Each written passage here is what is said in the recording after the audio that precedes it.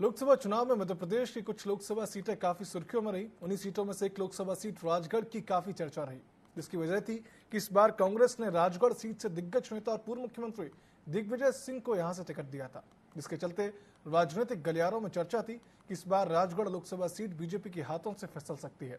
वहीं बीजेपी ने इस लोकसभा सीट पर पूरी ताकत झोंक दी और खिलची पर पहुंच गृह मंत्री अमित शाह ने एक सभा की और कहा कि आशिक का जनाजा है, बड़ी धूमधाम से निकाले। लोकसभा चुनाव के परिणाम आने पर दिग्विजय सिंह को रोडमल नागर ने कड़ी टक्कर दी।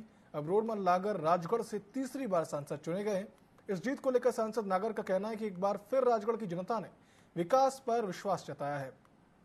वहीं से लेकर राजगढ़ सांसद रोडमल नागर से हमारे संवाददाता प्रिंस गुप्ता ने खास बातचीत भी की है।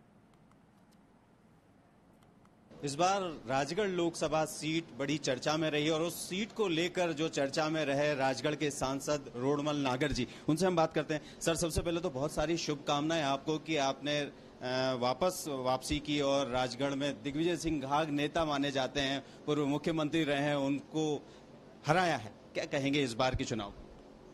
देखिए, चुनाव तो हर चुनाव जैसा चुनाव होता है, हर चुनाव एक जैसा होता है और ये निश्चित है कि दिग्विजय सिंह जी अनुभवी हैं, उनका नाम है, उनके नाम की चर्चा है, साधन है, सुविधाएं हैं, संपन्नता है और व्यक्ति इस नाते से उनका अपना एक प्रभाव भी है, क्योंकि वो 10 साल तक उसी क्षेत्र के मुख्यमंत्री रहे हैं।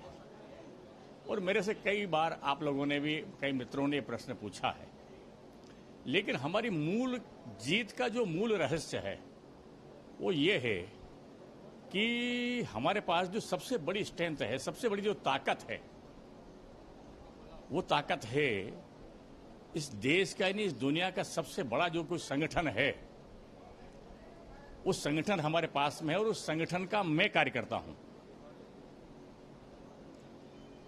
और उस संगठन को जो चालना देते हैं, ऐसे जो हजारों हजार लाखों कार्यकर्ता हैं, ये उसकी धड़कन है। तो ये कार्यकर्ताओं का पराक्रम है, कार्यकर्ताओं का पुरुषार्थ है।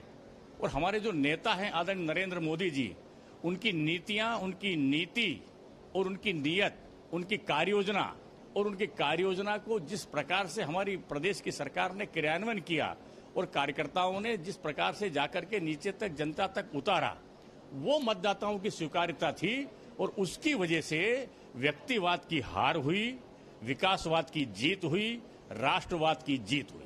बिल्कुल, विकासवाद और राष्ट्रवाद की जीत की बात की, लेकिन एक बड़ा डायलॉग बड़ा फेमस रहा। अमित शाह जी खिलचीपुर सभा में आए कि आशिक का जनाजा है, बड़े धूमधाम से निकले। लोगों को कितना कनेक्ट कर पाई ये बातें, और खासतौर से भारतीय जनता पार्टी ने आपको चुनाव जिताने के लिए काफी मेहनत भी की है, आपका स्वयं का वहां अपना एक इम्पैक्ट भी है। क्या कहेंगे कि तमाम जो समीकरण है राजनीति कितने सटीक बैठते हैं? देखिए, वो राजनीतिक सभाएं रहती है, राजनीति के विषय रहते हैं, जिस समय जैसा प्रसंग होता है वैसी चर्चाएं, वैसी बातें की जाती है।